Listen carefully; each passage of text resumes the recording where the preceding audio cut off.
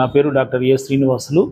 నేను చిత్తూరు జిల్లాకి నూతనంగా డిస్ట్రిక్ట్ ఇంటర్మీడియట్ ఎడ్యుకేషన్ ఆఫీసర్గా పదవోన్నతి మీద రావడం జరిగింది. గత వారం బాధ్యతలు స్వీకరించడం జరిగింది. అదేవిధంగా నేను ఈ 4వ జోన్ కడప జోన్కు సంబంధించిన regional joint director of intermediate ఎడ్యుకేషన్గా కూడా అదనపు బాధ్యతలు నిర్వహిస్తున్నాను. ఈరోజు మనకి రాబోయే పరీక్ష అంటే మామూలుగా 12వ తేదీ నుండి ఈ నెల 12వ తేదీ నుండి 20వ తేదీ వరకు ఇంటర్మీడియట్ అడ్వాన్స్ సప్లిమెంటరీ పరీక్షలు రాష్ట్ర వ్యాప్తంగా జరగబోతున్నాయి.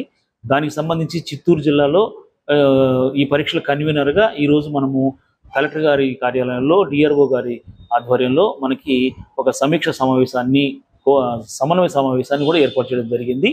ఈ సమావేశానికి జిల్లా అధికారులందరూ కూడా రావడం జరిగింది. ఈ పరీక్షలు 12వ తేదీ నుండి 20వ తేదీ వరకు జరుగుతున్నాయి. ప్రధానంగా 35 కేంద్రాలని ఈ పరీక్షల కోసం మనం ఏర్పాటు చేయడం జరిగింది. 21 స్టోరేజ్ పాయింట్స్లో మనకి 35 సెంటర్లకు గాను 35 మంది చీఫ్ సూపరింటెండెంట్ని, డిపార్ట్మెంటల్ ఆఫీసర్లని, అదేవిధంగా 2 ఫ్లయింగ్ స్పాట్స్ని ఏర్పాటు చేస్తున్నాం, 4 సిట్టింగ్ స్పాట్స్ని ఏర్పాటు చేస్తున్నాం. వీటన్నిటికి సంబంధించిన నియామకాలు పూర్తయ్యాయి. రేపు బిఎస్ కన్నన్ కాలేజీలో ఈ అందరూ పరీక్షల సిబ్బందికి మనము ఒక అవగాహన కార్యక్రమాన్ని ఏర్పాటు చేయడం జరుగుతుంది. ఈ పరీక్షలు 12వ తేదీ నుంచి 17వ తేదీ వరకు మెజారిటీ సెంటర్స్లో జరుగుతాయి. తర్వాత 2 రోజులు 19, 20 తేదీల్లో మైనర్ సెంటర్స్లో కొన్ని ఎగ్జామ్స్ జరుగుతాయి. మొత్తం మీద 20వ తేదీ నాటికి ఈ మొత్తం పరీక్షలు పూర్తవుతాయి. దీనికి సంబంధించి రెవెన్యూ, పోలీసు, అట్లాగే medical and health, electricity, postal అన్ని డిపార్ట్మెంట్స్ నుంచి కూడా అధికారులు ఈ సమావేశానికి హాజరు కావడం జరిగింది. ప్రతి డిపార్ట్మెంట్కి సంబంధించి వాళ్ళు అందించాల్సిన సహకారాన్ని మనం వాళ్ళని కోరడం జరిగింది. అన్ని శాఖల అధికారులు కూడా తమ పూర్తి సహకారాన్ని అందించడానికి సంసిద్ధత వ్యక్తం చేశారు. సో అందరి సహకారంతో ఈ జిల్లాలో పరీక్షల్ని మనం సజావుగా నిర్వహిస్తామని చెప్పేసి నేను తెలియజేస్తున్నాను. గత మార్చి పరీక్షల్లో ఈ జిల్లాలోని పరీక్షా ఫలితాలు కొంత నిరాశాజనకంగా ఉన్నాయి. దాన్ని దృష్టిలో ఉంచుకొని నేను బాధ్యతలు చేపట్టిన తర్వాత కళాశాలలకు విజిట్ చేయడం జరిగింది. కొన్ని అవగాహన కార్యక్రమాలకు లెక్చరర్స్ వచ్చినప్పుడు కూడా వాళ్ళతో ముఖాముఖి చర్చించడం జరిగింది. ప్రతి సబ్జెక్టుకి సంబంధించిన లెక్చరర్లు వాళ్ళ సబ్జెక్టుల్లో ఉత్తీర్ణత శాతాన్ని పెంచడానికి రెమెడియల్ క్లాసుల్ని ఇంటర్మీడియట్ విద్యా కమిషనర్ గారు ఆల్రెడీ ఆదేశాలు ఇచ్చున్నారు. రెమెడియల్ క్లాసులు కండక్ట్ చేసి పాస్ పర్సంటేజ్ని ఇంప్రూవ్ చేయడం కోసం చర్యలు తీసుకోవాల్సిందిగా. సో ఆ రెమెడియల్ క్లాసులు ఏర్పాటు చేసి వాళ్ళ సబ్జెక్టుల్లో ఉత్తీర్ణత శాతం పెంచే విధంగాను, ఆ ఉత్తీర్ణత శాతం పెంచడం ద్వారా కళాశాలలో అడ్మిషన్లు పెరిగే విధంగా అందరూ కూడా పూర్తి సహకారం అందించాలని కోరడం జరిగింది. సో అన్ని చోట్ల కూడా రెమెడియల్ క్లాసులు నడుస్తున్నాయి.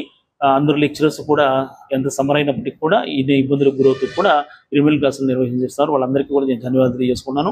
అదేవిధంగా 10వ తరగతి ఫలితాలు ఇటీవల విడవడం వల్ల కళాశాలల్లో ఇంటర్మీడియట్ అడ్మిషన్లు కూడా మనకి పెంచుకునే ఉద్దేశంతో అందరూ లెక్చరర్స్ కూడా ఊళ్ళకు, స్కూళ్లకు వెళ్ళి విద్యార్థులను చేర్చుకునే కార్యక్రమాలు నిమగ్నమైనారు. వాళ్ళందరికీ నేను ఇంటర్మీడియట్ విద్యాశాఖ తరఫున ధన్యవాదాలు తెలియజేసుకున్నాను. అందరి సహకారంతో ఈ సంవత్సరంలో మనకి ఉత్తీర్ణత శాతంతో పాటుగా మనకి అడ్మిషన్లు కూడా గణనీయంగా పెరుగుతాయని చెప్పి ఆశాభావం వ్యక్తం చేస్తున్నాను నేను. సో ఈ జిల్లాలోని అందరూ ఇంటర్మీడియట్ విద్యాశాఖలో పనిచేస్తున్న ప్రిన్సిపాళ్ళు, లెక్చరర్లు, నాన్ టీచింగ్ సిబ్బంది అందరితో కలుపుకొని ఒక మంచి ఉత్తీర్ణత శాతాన్ని అట్లాగే అడ్మిషన్లు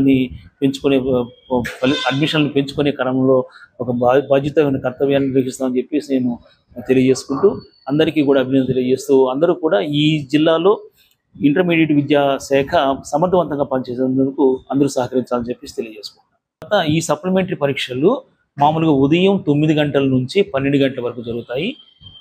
మన జిల్లాలో ఉన్న 35 కేంద్రాల్లో దాదాపుగా మనకి 24 కేంద్రాల్లో ఉదయం, మధ్యాహ్నం 2 పూట్ల జరుగుతాయి. 11 కేంద్రాల్లో మాత్రమే మనకి ఉదయం పూట పరీక్షలు ఉంటాయి, మధ్యాహ్నం పరీక్షలు ఉండవు.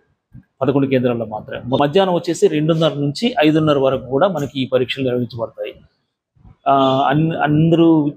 అన్ని శాఖల అధికారులను దృష్టిలో ఉంచుకొని, ముఖ్యంగా మెడికల్ అండ్ హెల్త్ వాళ్ళని దృష్టిలో ఉంచుకొని, ఇది హాట్ సమ్మర్ కాబట్టి పిల్లలకి ఎలాంటి ఇబ్బంది కలగకుండా విధంగా తగినంత వైద్య సిబ్బందిని పరీక్షా కేంద్రాల వద్ద ఏర్పాటు చేయాల్సిందిగా కూడా కోరుతుంది. కొన్ని మారుమూల ప్రాంతాల్లో నుంచి కూడా విద్యార్థులు పరీక్షా కేంద్రాలకు చేరుకోవాల్సిన అవసరం ఉంటుంది కాబట్టి మనం ఆయా రూట్స్ వాళ్ళకి ఇచ్చి ఆ రూట్స్లో పిల్లలకి ఇబ్బంది లేకుండా బస్సు సౌకర్యం కల్పించాల్సిందిగా కూడా వాళ్ళని విజ్ఞప్తి చేయడం జరిగింది. అదేవిధంగా ఎలక్ట్రిసిటీ డిపార్ట్మెంట్ కూడా మనం ఇది హాట్ సమ్మర్ కాబట్టి కొంచెం ఫ్యాన్స్, లైట్స్ లేకుండా ఇబ్బంది పడే పరిస్థితి ఉంటుంది కాబట్టి అన్ఇంటరప్టెడ్ పవర్ సప్లై ఎటువంటి అంతరాయం లేకుండా విద్యుత్ సరఫరా జరిగే విధంగా అధికారులు చర్య తీసుకోవాల్సిందిగా కూడా విజ్ఞప్తి చేయడం జరిగింది.